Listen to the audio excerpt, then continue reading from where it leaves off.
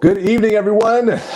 Welcome back to another episode of In Black and White here on YFNA News. There it is. I am your host, Rick Lockhart.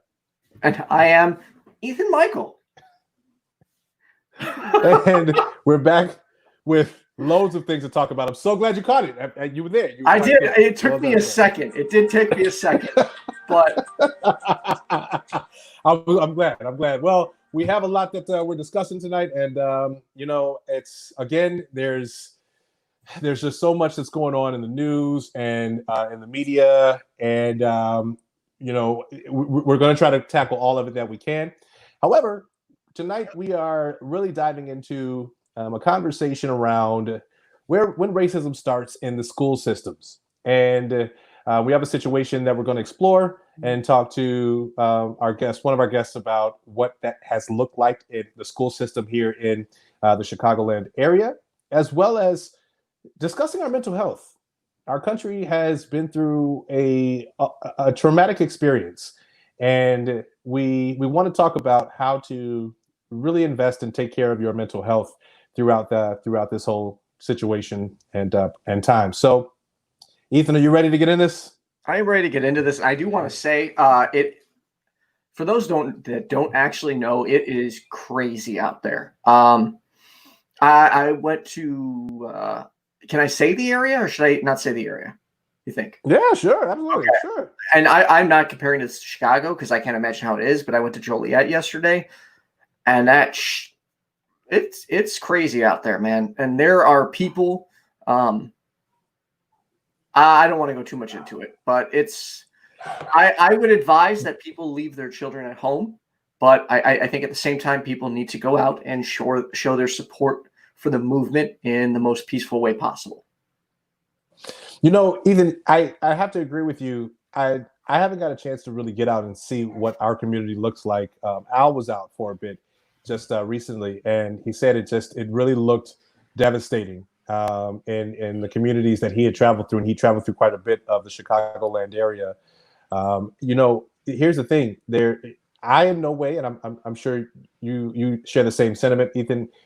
No way is there a condoning of violence and rioting and looting.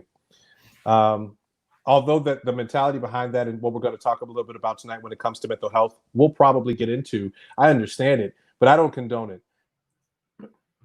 When it comes to protesting and our First Amendment right, that's well and good, and that's what we should be doing. We should be speaking up against the injustices and oppression in this country.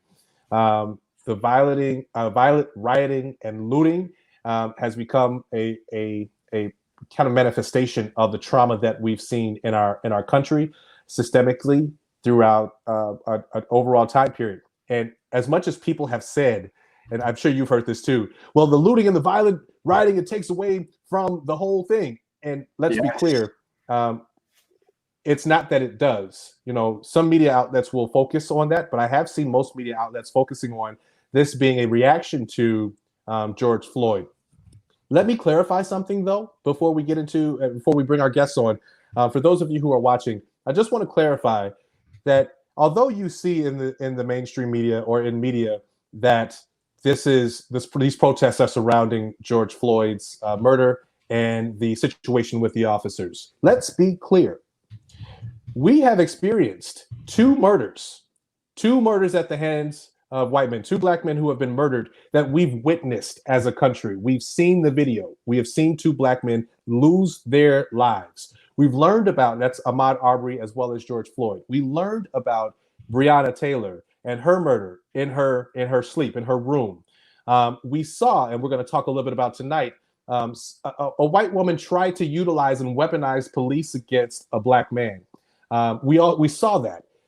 We're still in the midst of a pandemic, which we've learned has it's unequal in its attack towards our community. It's killing Black and brown American citizens disproportionately.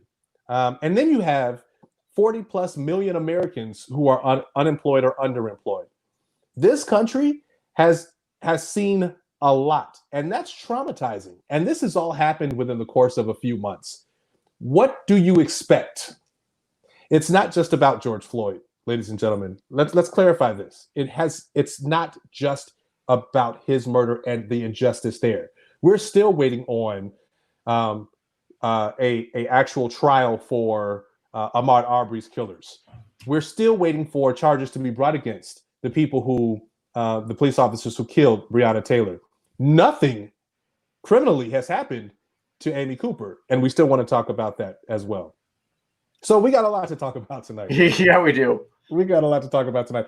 Let me bring on our first guest and introduce to you all. We're bringing on someone who has been involved with the school system here in the Chicagoland area. And recently you may have seen a post or read in the news in the Woodbridge School District. There were three young white girls who posted a picture on TikTok that was racially motivated by painting their faces in blackface, sticking up their middle fingers, and writing the N-word across their picture. This happened in her school district. She's faced racism and backlash within the school district that she's been with, and she's here with us, spending some time talking about her experience within the school system. You all, please welcome my soror Anlita Eaton Buchanan joining us now. Miss Anlita, how are you? Hello. I am doing okay despite the circumstances. And there are a lot of circumstances. Yes, Hey, there listen, are. so for those of you who don't know and watch the show, I've said this before, I have haphazardly have come across women who are doing wonderful things to fight racism in our communities. And they just so happen to belong to the best sorority that's out there. And Lita is also a member of Zeta Phi Beta Sorority Incorporated, my soror, Phi Beta Sigma. Thank you so much. Thank you so much for spending time with us this evening. Thank you for having me, guys. And tonight we also want to bring our next guest, who is joining us as a mental health professional. She has been spending time in working in the mental health capacity, and will be talking to us a little bit tonight about how to protect your mental health in this trauma, in this experience, as well as what people can do who are just looking for a place to get started, how you can motivate yourself to get started. You all please welcome Dr. Marlena Clark joining us this evening as well. Dr. Marlena Clark, how are you? Hi guys. I'm great. Thank you so much for joining us. Yeah, no, it's great to have you. It's great to have you. Y'all, it's a lot going on. Before we get started into our discussion, Ethan, you got a chance to get out to some of the protests last night and some of the riots last night. Yeah, so I first went to Naperville, where it was entirely peaceful. Then I went to Orland Park, Romeoville, and Joliet, all of which I felt like I was just looking for these violent protesters, because I kept being told there were, reports of people breaking in here, and large groups moving. Now, I'm not saying they weren't moving. I was just having trouble finding them. However, they did land in Joliet last night, and it was rowdy, but it was also peaceful. And what I saw was the drivers by that started the problem, not the actual protesters themselves. What happened was some of the drivers coming by started swearing and throwing stuff at cops and egging it on nonstop. And it was after that, like, stuff started getting thrown, and you could see just people reacted, because obviously some things were missing the cops and hitting the people standing there.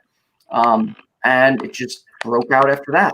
And it was freaky. It was freaky, because next thing I know, like, I'm getting, I don't want to say chased, but let's just say pressed into another area with a group of people. And I immediately turned my phone on. I hit live. I put my hands up, and I was walking. I'm like, my hands are up, because it was very, very dark.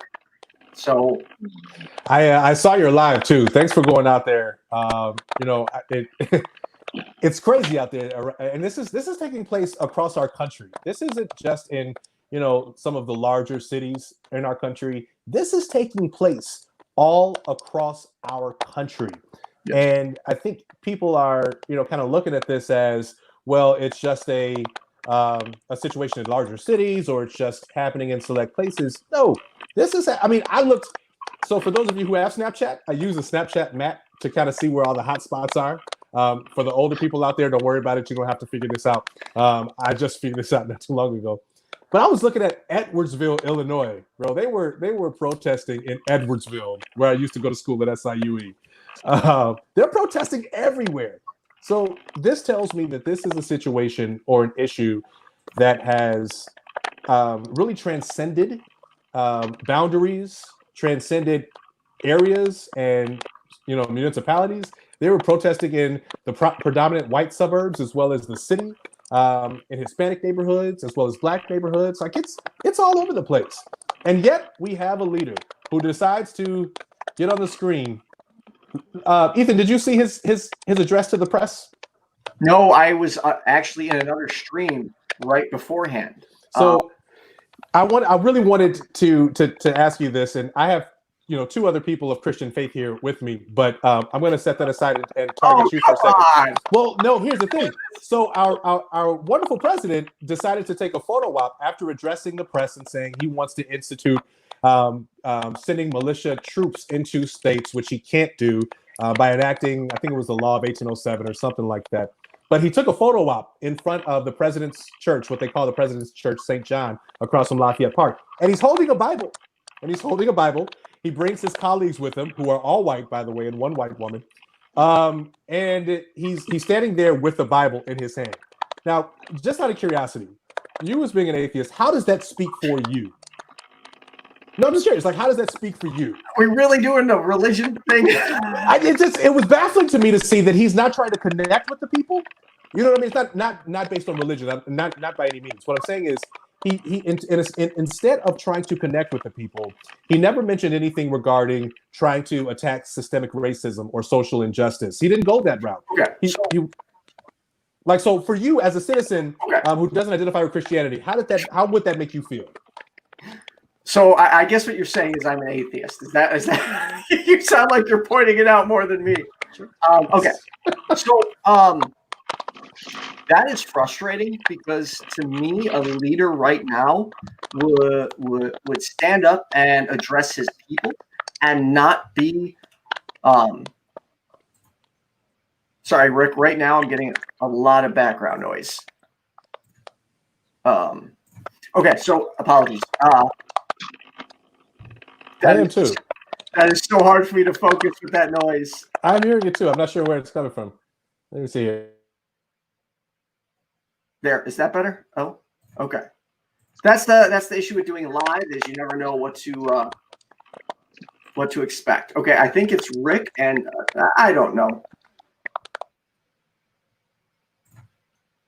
Okay, let me go on. I think it was I don't know. Okay, let me try this again. I apologize. Wow, it's an alien. Yeah. Okay. Real quick, let me roll this back. It's frustrating because a leader to me would stand up and talk to his people and say, "Hey, we've heard your concerns. We're listening to you. Please give me some time. I ensure that all the people involved will be prosecuted to the fullest extent of the law, and I will work with the communities to ensure not only do they have accurate representation, but that we can find, I don't want to say a solution, but a way to keep moving forward." But instead, he chooses to bring up the army. Like he's just responding with violence, and that's not what a leader does. A leader leads. A leader talks to his people. He doesn't threaten to shoot them. You had to do that. Because you know what? It frustrated me so much, man, to see that. The first thing I thought about was you when he was there, and people who identify like you, who he's standing in front of a church with the Bible, like, and that what? To stop. Okay. Like, because you don't even go to church. No, exactly, and that's the thing is if you're representing the American people, Christianity is not the American people. We have Muslims, we have Buddhists, we have Hindus. So if you can't represent them all, then you represent none of them, period. This is not a hard concept to grasp. It's called including everybody. I know Trump has a problem with this, but it's not hard. Be nice and include everybody to the best of your ability and be a nice person. Yes, it's okay. I get frustrated. See, it's in black and white. It's in black and white. There it is. Because Christians are supposed to be the nicer people. I get accused of being the evil heathen. Okay, and Rick, you opened Pandora's box. This show is not about my views, and it's not about my religious views or lack of views. We're here to talk to these two people and talk about the Black Lives Matters movement and the mental effects. Well, and see, I do not want to make this about boy on the show. I'm sorry. I had to get that one piece out, man. I'm so glad that we did. So, as I mentioned before, and Lita, who is involved in special education, a mental health advocate herself, has recently had the run-in and experience with a school system that has really just shown a racial background, racist activity, and she's here with us to kind of share her story. So, and Lita, let's get started.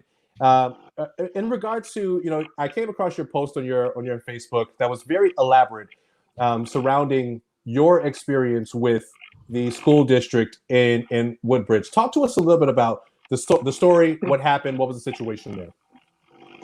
Okay, I'll do the best I can because I know we have a time limit. So, Lita, I think that might be something in your background. That's, is there a fan or something? It's probably just my old computer, but there's nothing else that's going. Can you guys hear me? No, we can hear you. Okay, I apologize. I don't have the newest technology here, No, but it it's works. Neither do I. I have a phone. So I want to give a little background and clarity for those that have seen the post or have not seen the post. I do not currently work within Woodbridge School District 68. However, I am a former employee, and I strongly feel, after speaking with some other teachers, some other Black teachers, and even some individuals who aren't Black. I spoke with a mom, her students were Jewish, and just story after story of this particular school district having, racist tinged activity. We'll put it that way. But it's as if I opened my mouth and the floodgates open. And when I made that post, I didn't realize I was simply sharing my story because I worked there now 8 years ago. So I spent 2 years there. So it's been about 6 years since I've set foot in Woodbridge for anything. That was my first 2 years teaching, and it was an amazing experience, and I could feel the tension and the exclusion. And so when the story came across my feed, I sat on it because they're children, and I'm an educator, and I'm a mother, and I'm a nurturer, and anyone knows me knows I go hard for my youth. So I was in protection mode at first, and I said, you know what, that's not going to benefit anybody. Yes, they're minors, but I teach middle schoolers, and they are very intelligent, and they are very much capable of understanding what they're doing and the consequences behind it, especially when you're speaking of something that's so racist and so blatant.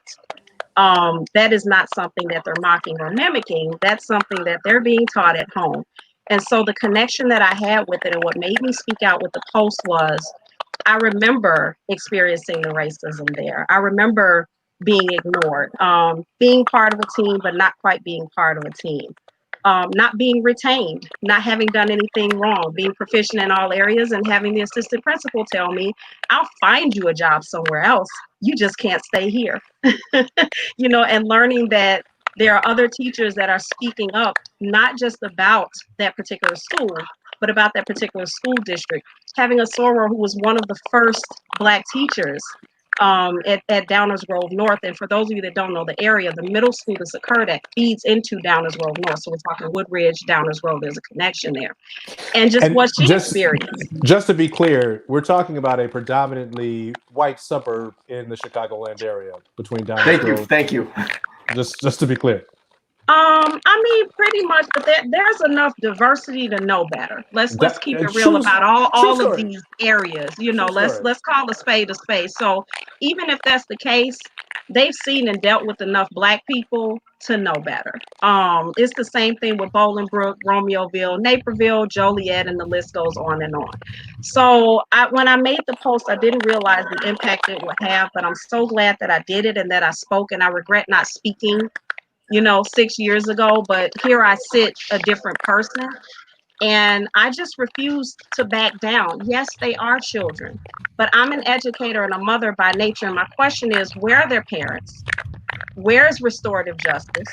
And their punishment, for those of you that don't know, as far as I know, because I'm only getting limited information, it's very protected and guarded, is this occurred on April 22nd. I want you guys to do the math. This occurred on April 22nd, and their consequence was suspension to the end of the year. I just want that to sink in for a minute. Suspension. Now we're talking about kids who aren't even really in school anyway, right? They're already learning from home, so their punishment is just suspension from learning anything else on the lap. Like, I just don't understand what that means. What does that mean? Honestly, and I'm not making fun of it. I asked, did you make them leave the house and go stand outside since they're being homeschooled? Like, I don't know how that works. I mean, enlighten me. And here's my thing. I'm speaking out, and in this case, I would love to be proven wrong, but I just feel like their consequence doesn't match their actions. And once again, I'm going back to that restorative justice piece. As educators and parents, we're quick to use that terminology, but we don't execute it. And restorative justice applies in this case. What education are these children getting? And better yet, what education are their parents getting? Because whatever consequence they get, their parents should have also. And so it's almost as if, I had a comment. One lady said, well, this happened in April. I'm sorry, it's just May, and we're just going into June. So no, we're not going to sweep this under the rug. And I have a statement here. It's common knowledge, and it's in the local paper. But one of the things that was said is, please be assured this type of behavior is not and will not be tolerated in our district, and appropriate disciplinary action will be taken. We're also requesting the assistance of our parents and community during this time in enforcing our Woodbridge School District 68 Code of Conduct. Well, here I sit and they have my assistance. And my problem is, I want to look at that code of conduct. That's where we need to start, is with policy. It should be zero tolerance. We have zero tolerance for everything except racism. And that's a problem for me. So I'm not picking on these girls, but they're a great springboard and a great catalyst for bigger conversation and policy change. And that's the conversation no one wants to have. So I'm almost being vilified for bringing it up because they're just these poor little children. But it's a bigger systemic issue that we don't want to talk about. Well, I'll tell you what, and thank you for sharing. Ethan, let's show the video that we have of Amy Cooper, just to kind of draw back people's remembrance of the situation that happened in Central Park. Please don't come close to me. Sir, I'm asking you to stop recording me. Please don't come close to me. Please take your phone off. Please don't come close to me. I'm taking pictures of the cops. Please call the cops. Please call the cops. I'm going to tell them there's an African-American man threatening my life.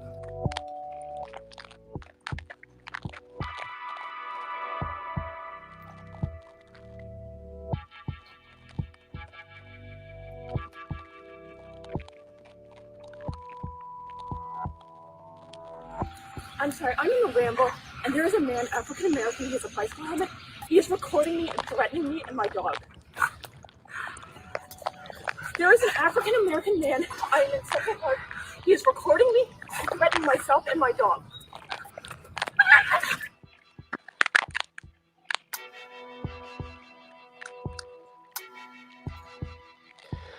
All right, so here's the thing.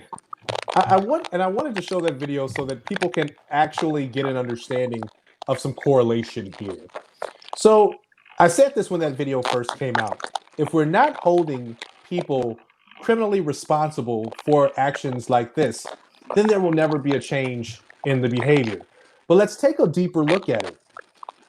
And Lita, you have just experienced and seen, and so have the community in Woodbridge.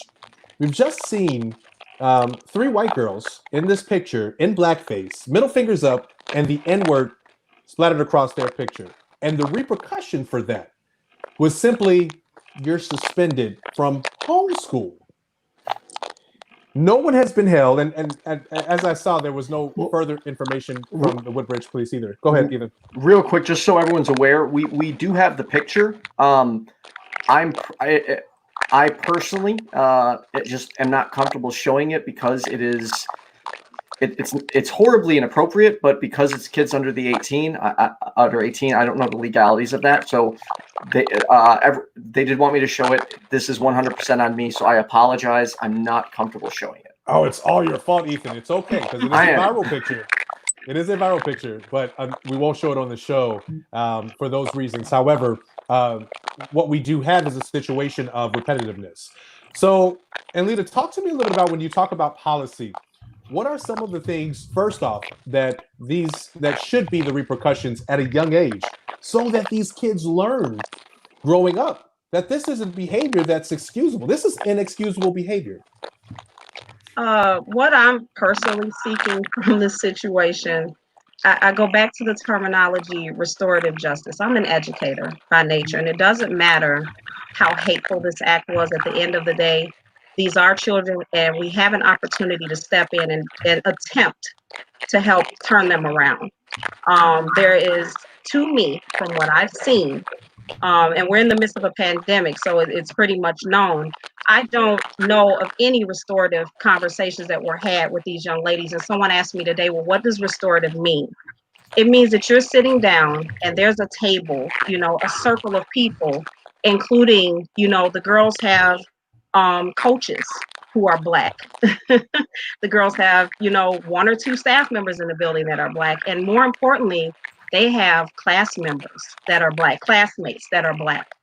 And you can't sweep this under the rug. You can't pretend that it didn't happen. And more importantly, this is a teachable moment for the kids. So what I'm seeking is some type of restorative conversation with the community, the parents, these girls and their parents. I'm not trying to change their beliefs. The same way they can't tell me not to be Christian, I can't tell them not to be racist. They have the freedom to do whatever it is they're going to do. That's the sad reality. But to not have those conversations and to sweep it under the rug and decide that you're going to be dismissive of it and hide behind the pandemic, honestly, you're setting the girls up real good. People are angry and upset. And if you care anything about the community and the school culture, you would sit down and have those conversations. You can have a Zoom meeting for everything else. You can certainly set one up for this, but it needs to be community wide and it needs to be a series of conversations. And I'm thinking a better suited punishment for them or consequence would be to do some type of community service that serves underprivileged minority youth like them. They need to connect to youth that don't look like them so that it creates and develops empathy. There's no empathy there. You're privileged.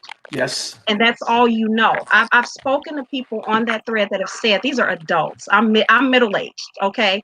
And these are people older than me saying they had not seen a Black person until they hit a college campus. They don't see Black people in their everyday interactions, or people of color. Let's say people of color, because there are more ethnicities out there, So the problem with me is, at the end of the day, as angry as I am at these girls, I'm a mentor. I've run a successful program for 8 years. I would love to sit at that table and talk to them and let them know the repercussions of what they did. It may have been something that was taught, but now we need to undo that. Let's undo that and talk about that. Because as a Black educator, I don't know if I could come back to that school and educate you now. That would be very difficult for me. So there's no restorative conversations. Their coach is Black. No apology. So how are you supposed to walk back into that school and treat them equally? That's asking a lot. That's asking a lot in this climate. So it needs to be talked about. I'm not picking on these girls. Anyone that knows me knows, even in the midst of their ignorance, I still love them. And I'm still rooting for them to be better people. So when you ask what I want conversation. Don't sweep this under the rug and don't tell me it's been taken care of, and don't give me blanket statements. That's a problem for me. And it's not just Woodridge, it's everywhere. It is I've worked in several school districts. It's everywhere. You've had some experience with that in the Chicago public school systems, racism in the Chicago public school systems too, as well, correct?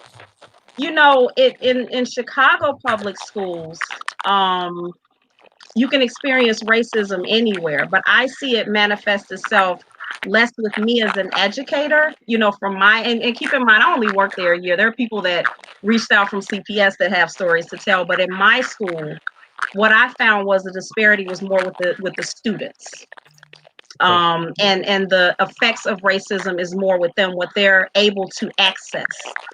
Even, and you guys know this, we're doing online learning, and all you know what breaks loose because a lot of these kids don't have technology. They're not one-on-one. They don't walk around with Chromebooks that they're trusted to bring home or MacBooks that they're trusted to bring home. So the disparity for me in my experience with CPS has been more of what the students don't have. And I always say, you know, that's a form of trauma too. When you're neglecting someone or a group of people, that's traumatic.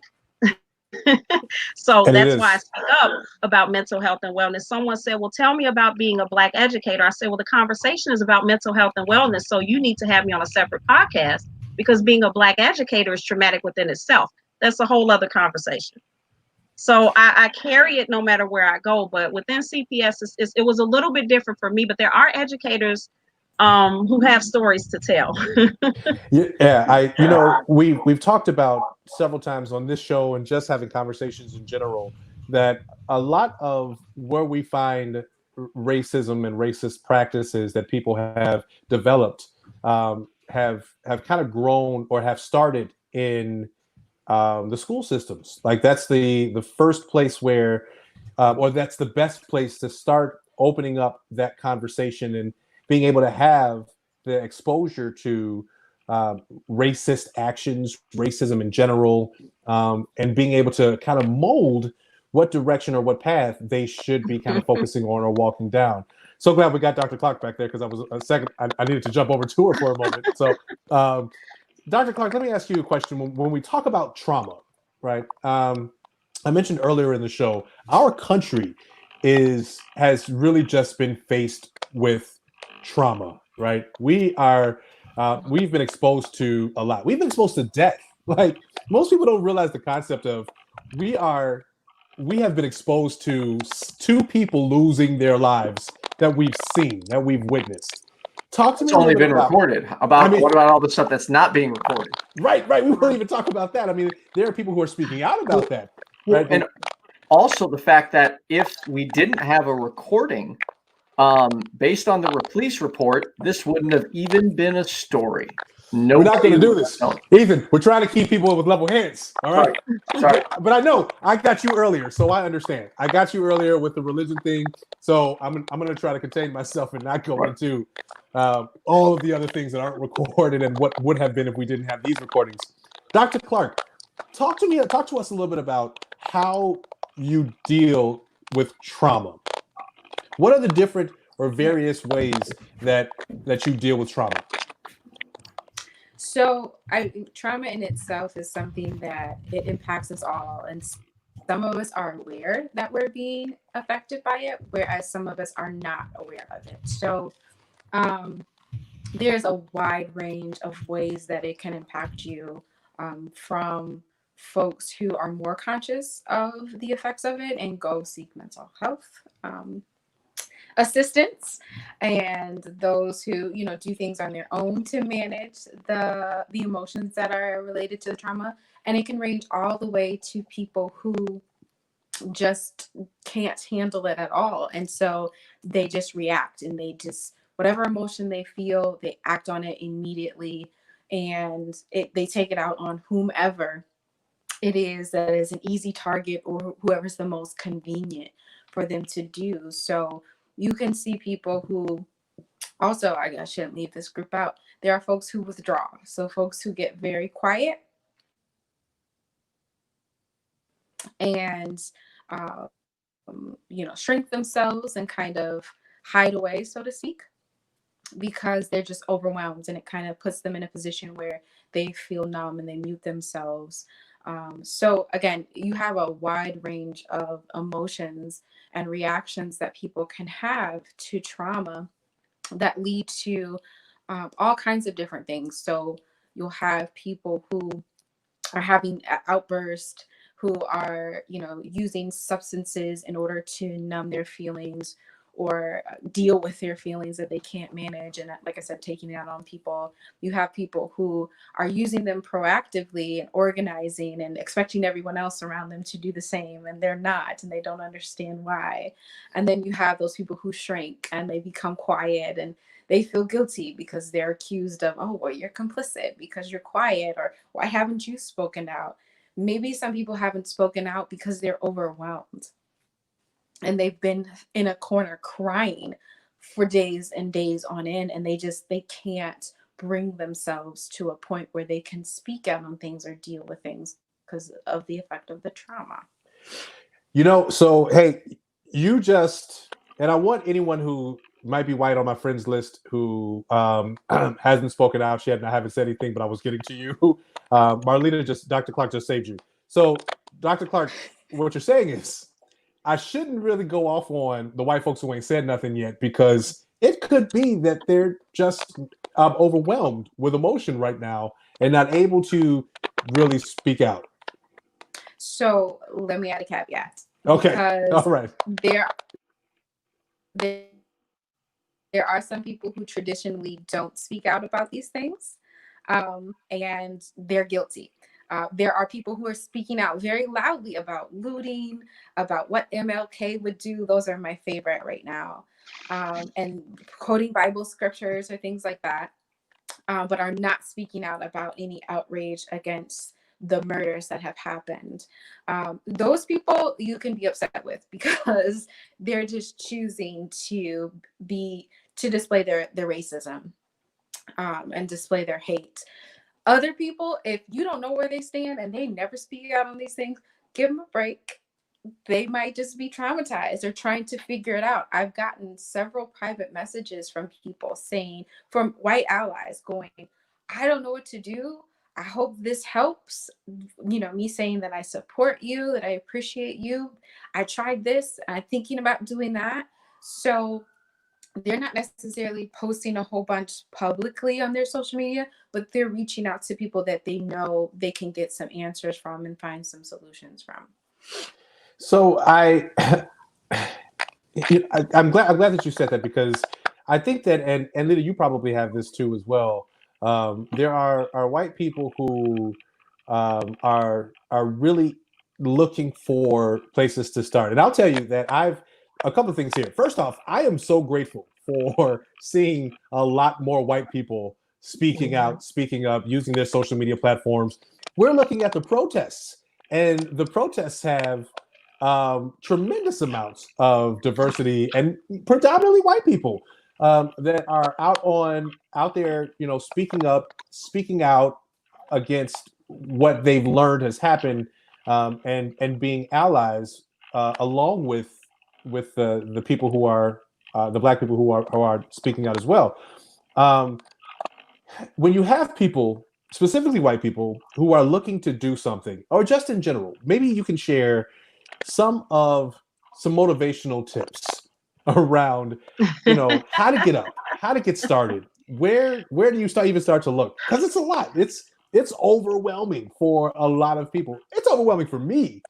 You know, I'm sure it's overwhelming for you, for Alita, and even for Ethan, who happened to go out to the protests but decided he wanted to step away for a second. It happens. But I think there are people who could use some help with how to get motivated, to get started speaking up against racism and being anti-racist.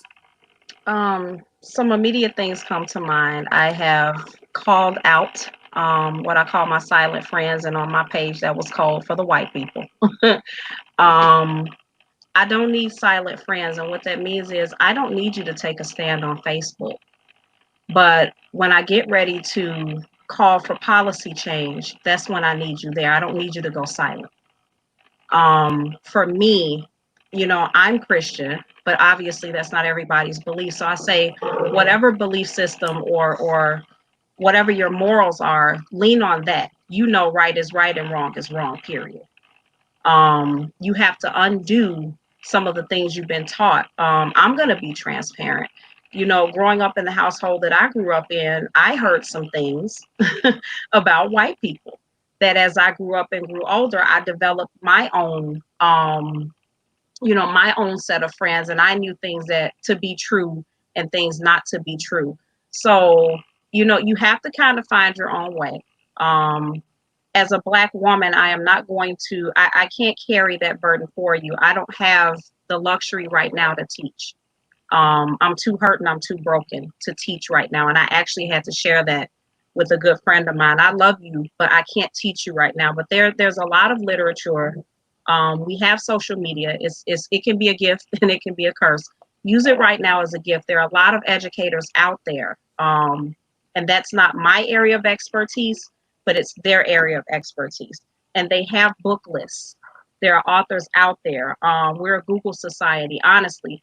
Google it, look for books, educate yourself, but don't necessarily put the burden of this on your Black friends or on Black people. Some of it is educating yourself and using what you know. So for me, I would just say, lean on what you believe in, whether it's Christianity or Buddhism or, whatever it is, right from right and wrong from wrong. And when you see someone being mistreated, fight for that. Fight for that. And don't run from the history. That's another issue. As an educator, I'm going to go back to what I know. There's no history being taught. So when we don't teach history, what do they say? We're doomed to repeat it. And so I go back to these three young ladies. You have no reverence for the consequences of your actions, how it affects other people. You've now traumatized other Black students. That's a problem for me. And because our history isn't taught and respected the way that it should be, that's another issue. You cannot skirt history. I hear a lot of people say, well, I don't want to hear about what happened a long time ago. That wasn't me. I didn't do it. You didn't do it. But as Black people, we're still living the consequences of that. And we're still not reaping the benefits of any of that. So, no, you can't ignore my history. Yes, you need to tune in. And it's a Google society. I hate to sound harsh, but honey, Google it. I'm not your walking Black encyclopedia. I can't do that for you. So once again, it may sound harsh, but it's up to you to educate yourself. I had someone ask me to lead a discussion. I'm not leading the discussion. I've been Black all my life. Now it's time for you to talk about it and lead the discussion. That's well more powerful. I'll guide you. I'll walk beside you, but this is a time for you to talk to your brothers and sisters. It's not a time for me to lead you. No, that's not what I'm going to do. So my best advice is seek knowledge for yourself. And, for me and my friends, they know I'm here if you need clarity, my opinion, my input, but you have to do the work for yourself and speak up for yourself. You cannot lean on me. I'm not strong enough for you to lean on me anymore. That's not an option. Well, and I don't know if thank you for that too. I don't know if you're able to see the comments down here, but I want to read one just in case if you were wondering. Marsha Ortega has mentioned that you should go back to teaching. We need people like you. Just wanted to throw that out there for you. I think if there's some other comments too that I wanted to kind of go through. Kendra Brielle has really been advocating for allies and active allies who also happens to be a member of Zeta Phi Beta sorority. You might have seen her on our show a couple of weeks ago. But Kendra has mentioned a couple of things that, this is a lesson going back to the conversation we were having about the young girls in school, who Kendra also is in education, as an educator. This is a lesson they will remember over any academic lesson. And she also mentioned that a slap on the wrist that should have been expulsion. As you mentioned, Anlita, when we talk about policies that are set up, and going back to the code of conduct, is expulsion, really the way to teach them that there are repercussions and severe repercussions for your actions, when in fact they grow up to be Amy Coopers and they can weaponize the police or make a threatening remark against a Black man, and all she got was, and don't get me wrong, being banned from Central Park, losing your dog, and losing your job are pretty impactful, but there's no criminal activity or repercussions behind it. And personally, that's what I think should happen when it comes to you calling 911, making these threats. But would expulsion, at that stage, be the catalyst or impact that they need to understand, hey, as we talked about on our show last week, you can't do that. Mm-hmm. So where I stand on expulsion, and it's once again, it's difficult for me because here I go again. I'm not just an educator, I'm a mother, and any student that I encounter, even these 3 young ladies, I was not their teacher. I wish that I was. I really do. It's difficult, but there has to be a line drawn. And I think about students of color that are in alternative schools for less. They're in alternative schools because maybe they're being abused and they're acting out and not getting the counseling and therapy they need.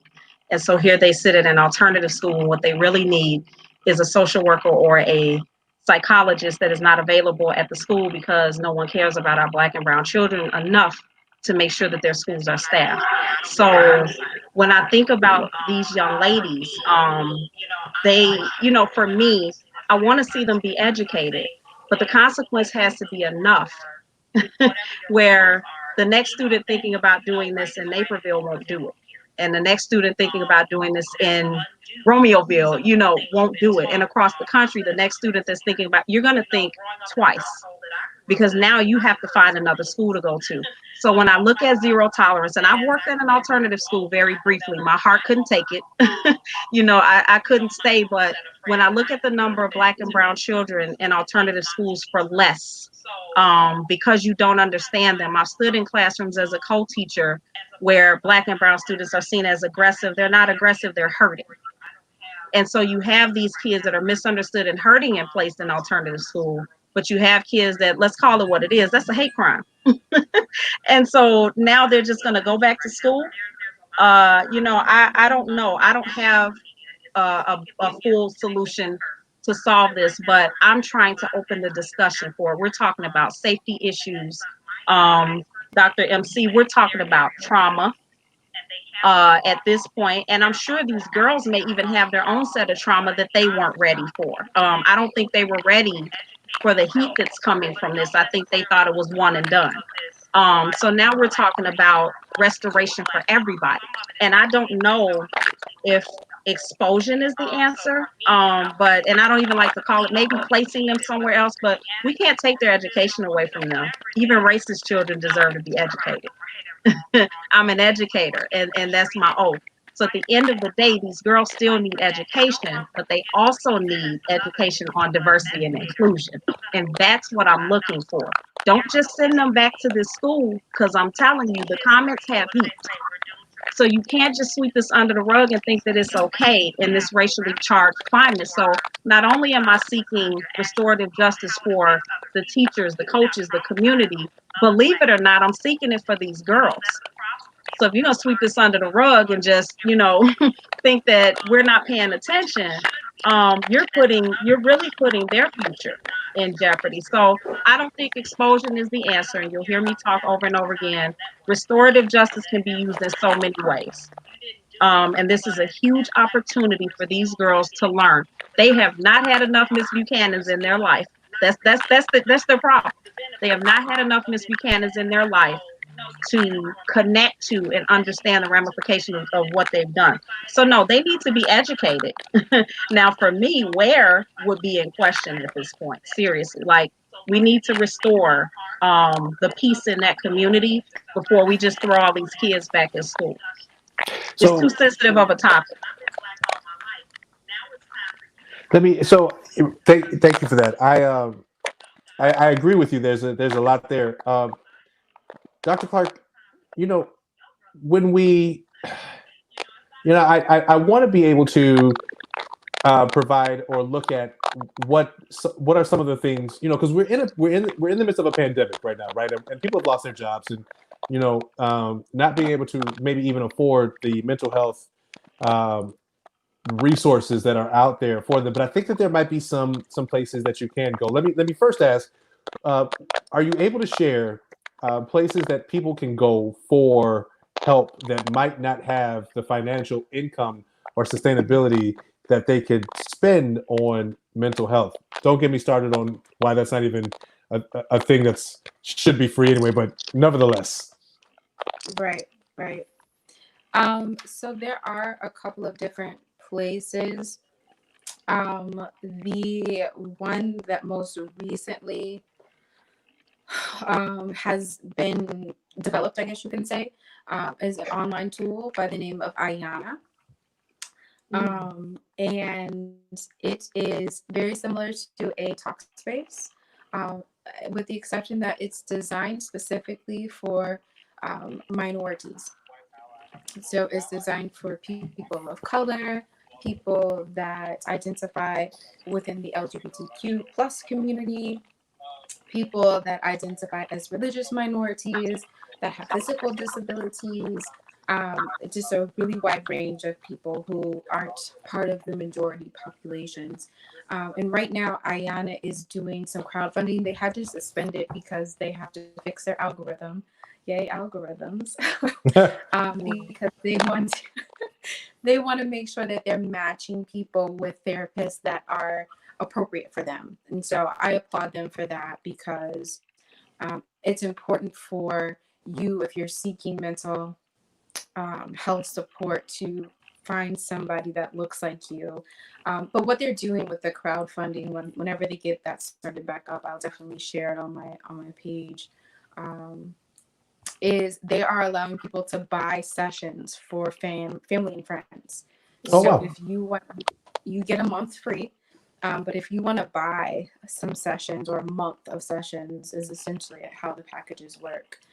You can buy sessions, and the sessions are set up so that they're 30 minutes. It's like we're chatting now. You get to see your therapist's face.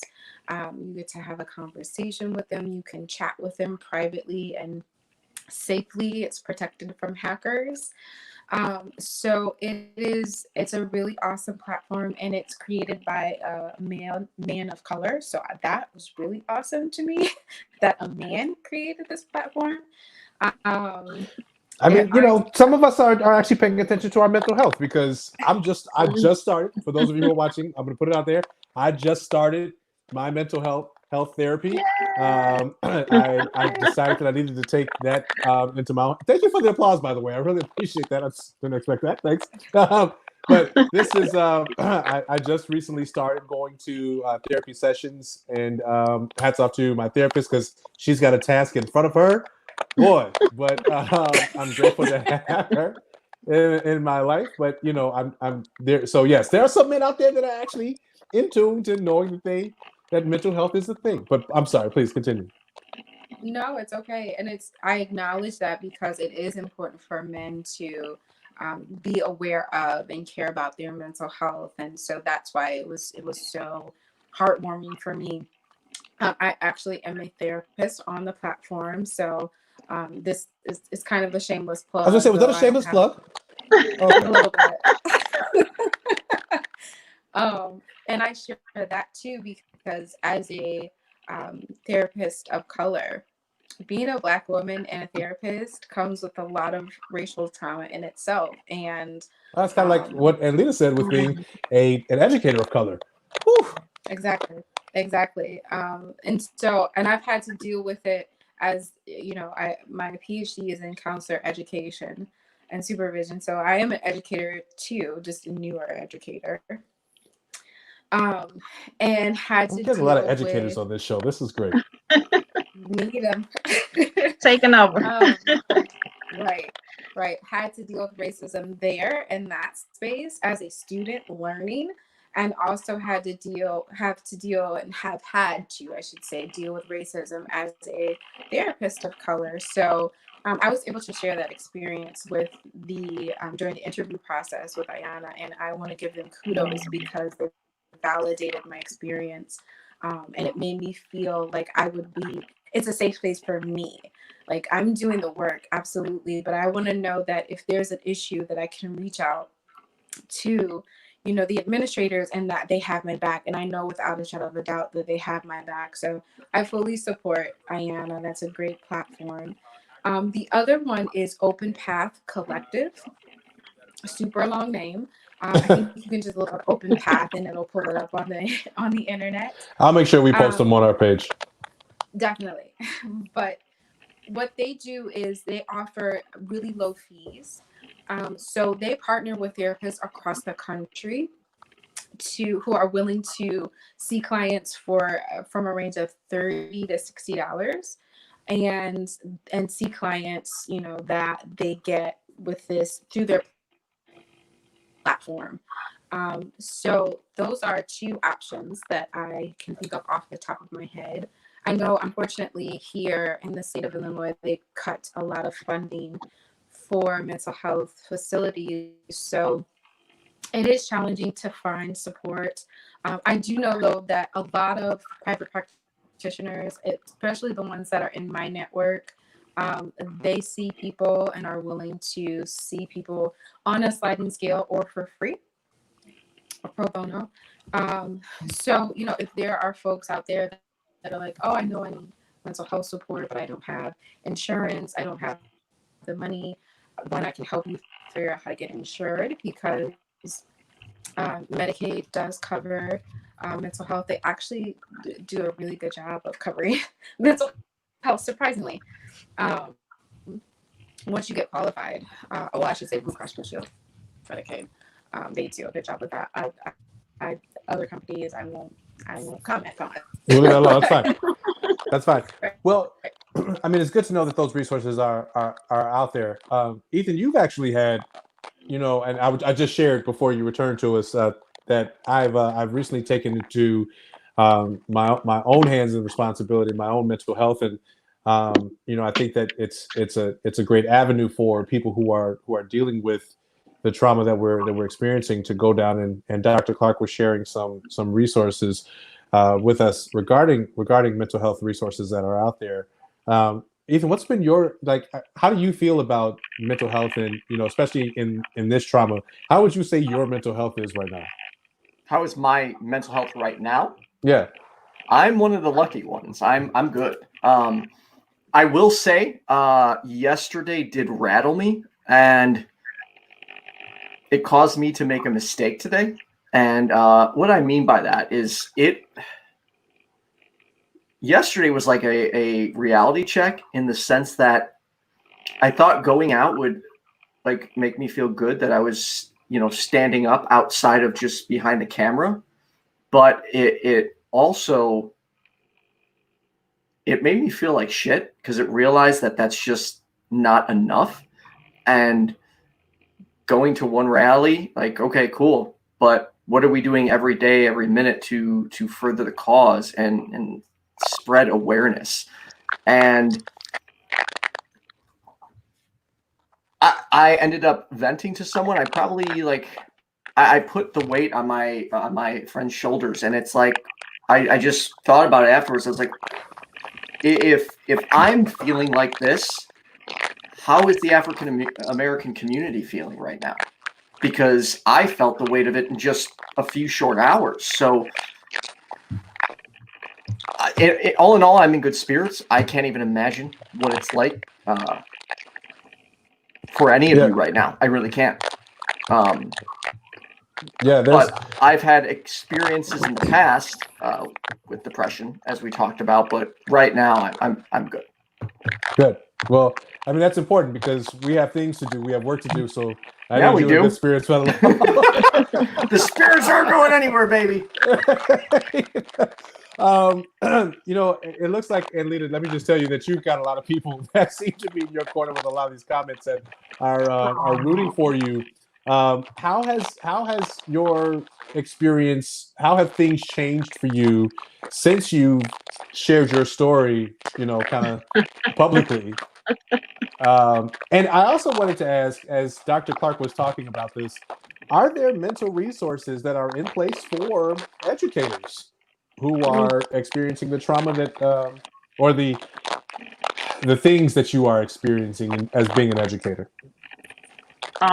It's funny. I started out, so a little snippet of my story, and thank you to the person that said I should stay in education, but I think I'm better on this side of the fence. There's a bit of a bullying culture in education, where educators are afraid to speak up. And for someone like me, when your belief system, the base of my belief system is speaking up. So that literally drove me out of the profession. I was just tired of what I was seeing and enduring as an educator. I was tired of seeing and enduring things with my students, and it all just bubbled and boiled over. And so I had, I call it a breakdown. I don't know what they call it clinically. Dr. MC can help me with that. I'll probably be getting in touch with you later. Side note. But the problem is there are several things that happen in education. It's already a high pressure career. You are responsible for shaping and molding these young people's lives, and that is not something that educators that care, we don't take that lightly. So we carry a lot, and you'll hear me use that terminology. And after a while, I couldn't carry anything else. So February 11th, I resigned from teaching completely and became an official mental health advocate for teachers, because no one, thank you, Marsha. Marsha's awesome. I'll tell you, Marsha, She's Marsha's rooting over for here me to come rooting back. for you. Marsha's my mom and a teacher. Really? Yes. Oh, Marsha's gonna get the heart, man. I'm sorry, Miss Ortega, since that's your mom, she's gonna Right. get the heart. But I no don't think I knew that one, was your mom, Ethan. That's the first I've ever. Yeah, Hi, Miss Ortega, Ethan's mom. That's but awesome. no one talked to me. And here's the thing: where my passion comes from, to my son wants to be a physical education teacher and coach. He's a nationally ranked rower. A little moment to brag on my son, but he's a track and field athlete. And so he aspires to be in the very arena that I just stepped out of. And the one thing I tell him is, do not go into teaching without a therapist, someone you can talk to, a professional. And then beyond that, a network of people that you can go to and lean on. But you need someone professional. Okay. And no one told me that. So now I'm carrying my Blackness in spaces where it's not wanted. And then I'm trying to fight the system that doesn't want certain children, And after a while, it all bubbled and boiled over. But no one talked to me in that instrumental phase, in that important phase, of being a new teacher, bless you, Bless you. about being, hey, blessings from me to you. But no one talked to me I about. don't get upset by that, so you're good. I hope you don't. You know my heart. No, some atheists are like, "Oh, you said that to me." Like, I'm like, I know that you mean it as it's like a gesture of goodwill. So why would I be upset by that? Because we're all human beings. Wow. But yeah, our new teachers, we need to reach out, and I go back to what I want from this situation in Woodridge.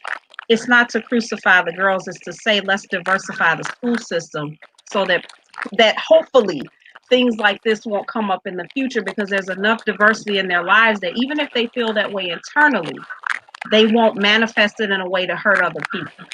So I don't know if that's the answer to fix everything, but we need to reach back to teachers like my son that are up and coming.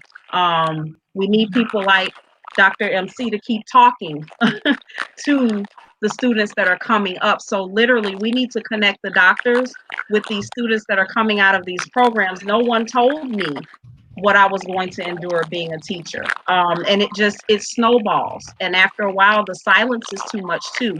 You spoke to people that are silent because they're falling apart, and that was me. I'm silent not just because I'm falling apart, but I'm definitely afraid to speak up because there goes my career. I'm blacklisted.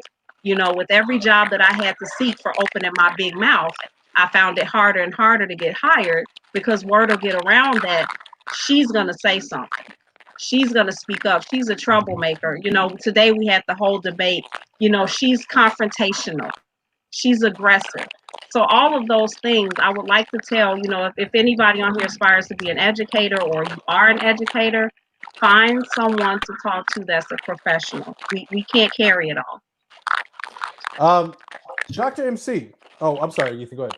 No, I did want to just point out one thing, because this was in the back of my head. I was on another stream earlier today, and they had asked like what made me an outspoken atheist, but the same thing actually can be relevant to here. What has made me outspoken in this area?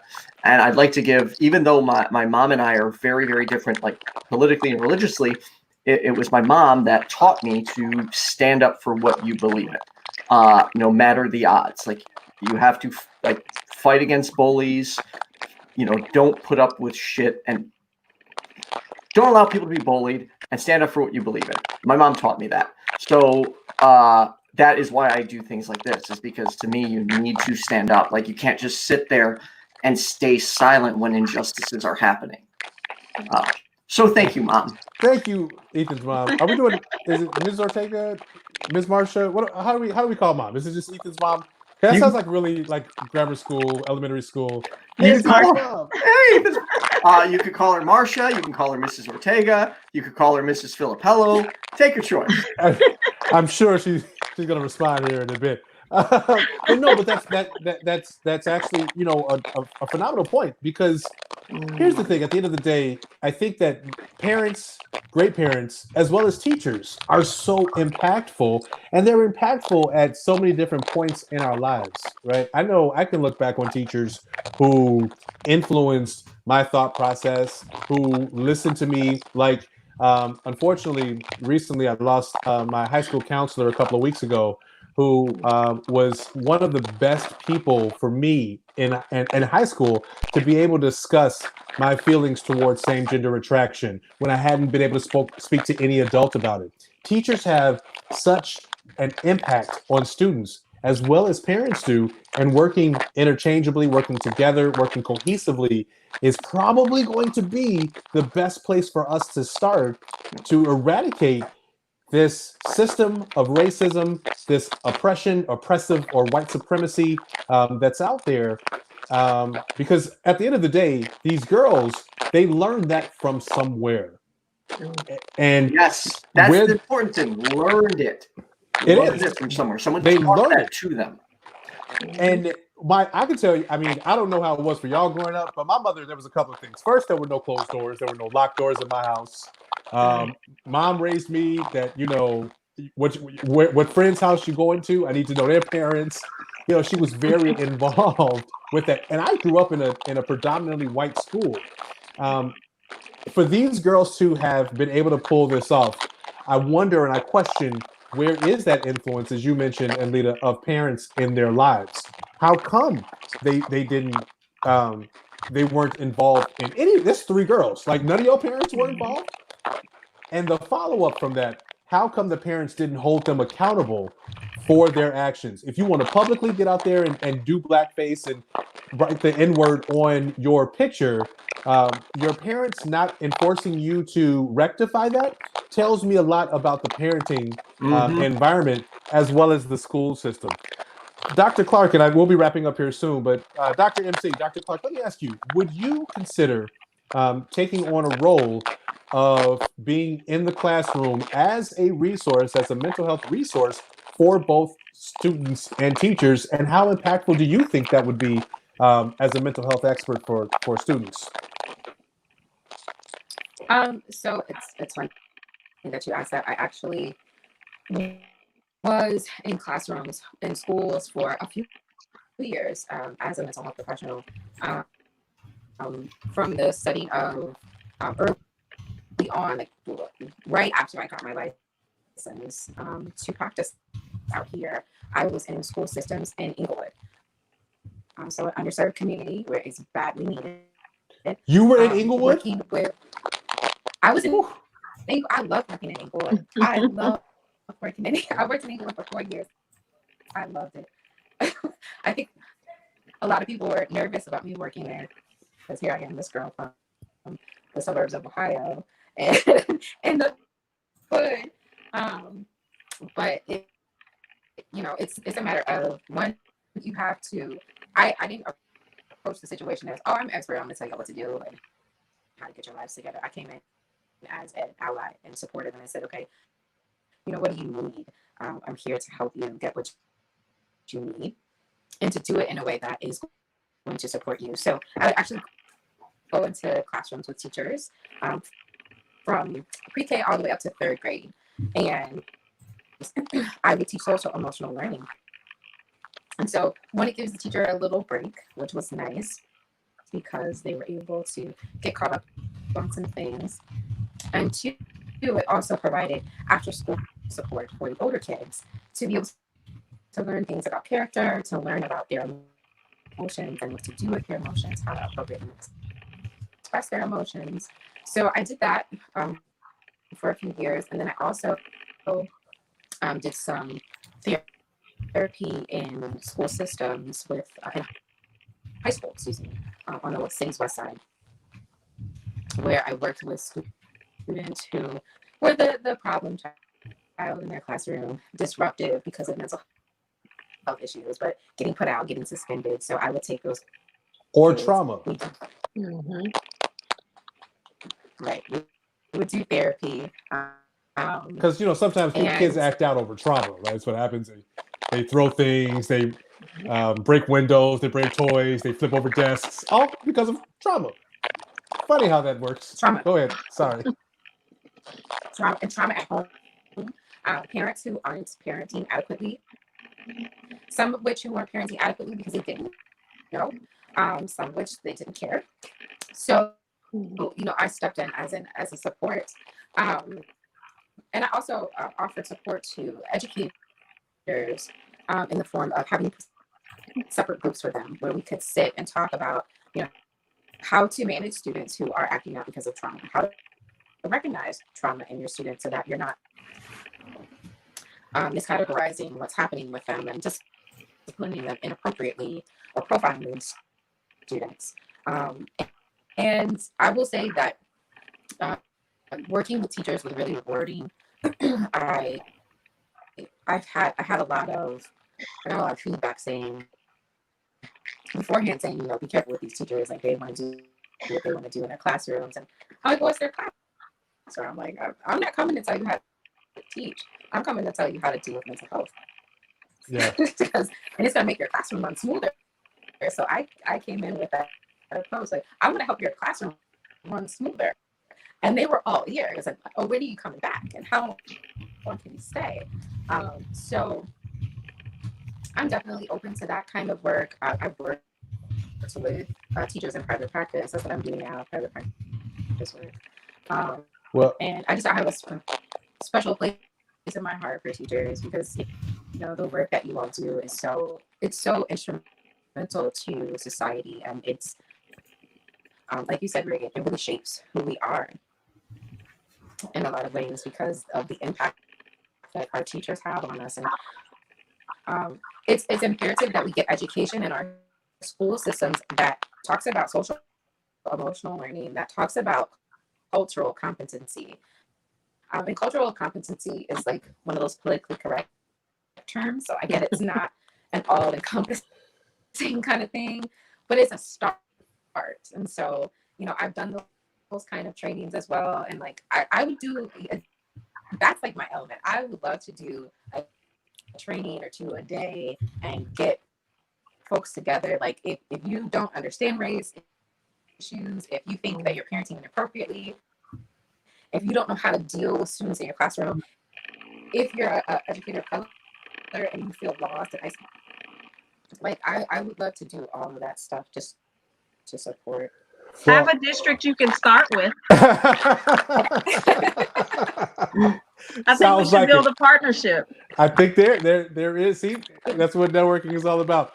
Well, listen, before we go ahead and wrap up here, Dr. MC and Lena, thank you so much for joining us. Let me ask you, any final thoughts, anything you want to share? Where can people find you?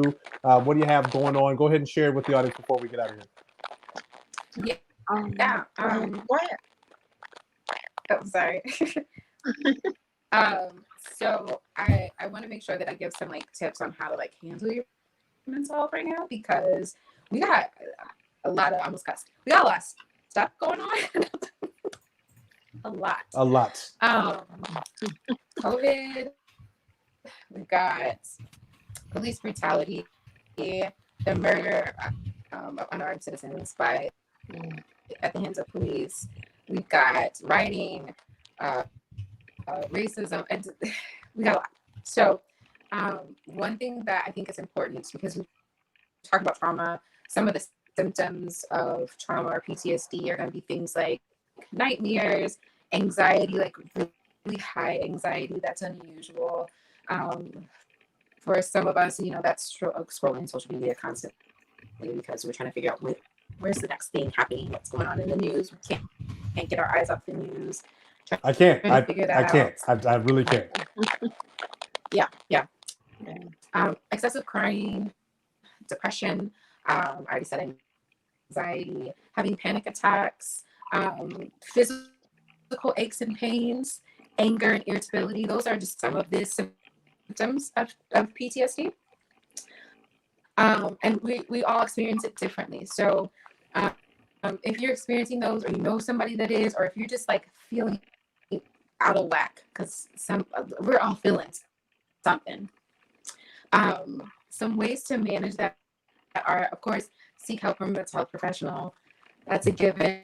And if that's something that you think is too much, you're not ready for that, you don't necessarily need that. You can do things like jot down your thoughts in a journal to kind of document, like, okay, I'm feeling more anxious in the morning because I'm watching the morning news and it's talking about everything that happened the day before, or things of that nature. Practicing meditation. For some people, that's yoga. Just something that, you're not necessarily, I don't want you to clear your mind necessarily, but find something that's peaceful for you to focus on. So that might be a beautiful picture. That might be a really nice vacation that you want to take or that you took. It may be somebody that you love that you're thinking about, or kind words that you've heard. But just take 10 to 15 minutes just to concentrate on that thought and relax your body. Focus on your breathing. That can help to calm you down. Taking naps. I know, like, adults sometimes have, they get in their feelings about that. But, like, take a nap. It's healthy. I do it all the time.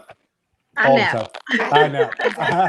I take naps. It gives you an energy boost, and it can just help you to check out for a little bit. Exercise is also a great way. So whether that's walking, running, there are a lot of exercise videos out right now online that you can do in your home for all levels. Dance, sing, create art, like find a new hobby for yourself. I know that some people have discovered things that they love to do and are using that. I'm all about music, so music is playing all the time in this house. Well, you being the vocalist that you are, of course you are. I being from Chicago, I'm a stepper, so it's when I gotta let my mind go and release some of the tension of this anxiety. I'm out there with my radio blasting, stepping in my car, stepping in my living room, because it's what I do. But I also took ballroom lessons, so I'm still working on my perfecting my ballroom ability too as well. Yes. But all of that is, it's a great way to help you get back to a space of health and wellness. So yeah. Again, for those are just a few things. I'll probably post some other stuff on my page. And definitely, if you can, I need to process myself, so. Share some of those links of resources too with me so we can put them on our page, and I appreciate that as well, Dr. Clark. And Lita, is there anything? Where can people find you? What do you got going on? What are your last kind of thoughts before we wrap up? So first and foremost, Dr. MC is now my new best friend. Rick, you are now my dance instructor, and Ethan, I have now adopted your mom. So yeah, about me. I got a lot out. I mean, you come with her. It's a package deal, right? So Dr. MC's good, Rick's good, and I'm nothing but hard. What the heck?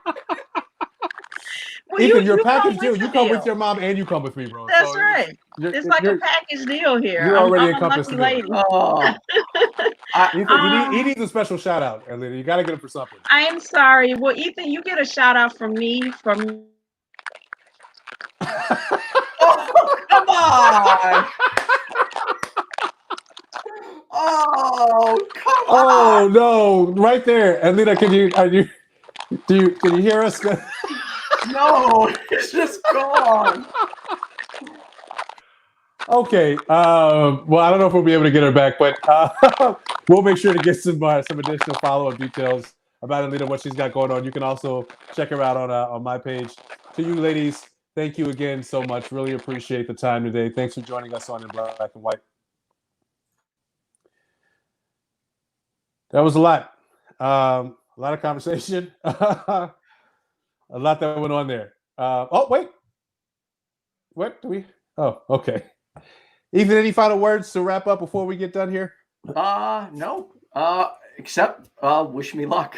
Hey, so for those of you that are watching, looks like we still got a good number of people that are watching. So I'm not going to join Ethan out there, but Ethan is going out to the field to engage some of the protesters. We'll probably link up sometime later on this week and bring that to you on our show. But please, Ethan, while you're out there, be careful. They probably won't take you to jail as quickly as they'll take me to jail. So I appreciate you putting in some work for In Black and White and YFNA News. I will get all the footage I can. I appreciate that, and we'll talk about it and share it on our or I'll come back and not have any teeth. Hey, can you get us media credits, bro? Like, what are we doing? Let me find out how anybody that's watching can get us media credits. Let us know how to get media credit because we need to get out there. Yes, and figure this out so you all can see what's really going on. So because we're not fake news, we're actually in black and white. That's what we bring to you. Well, hey, listen, all of you all out there watching, please be safe. Thanks so much for joining us again on another episode of In Black and White. And we'll see you again next week. Or if we have a special segment that pops up, we'll let you know. Heck yeah. Have a good night, guys everyone. Stay safe.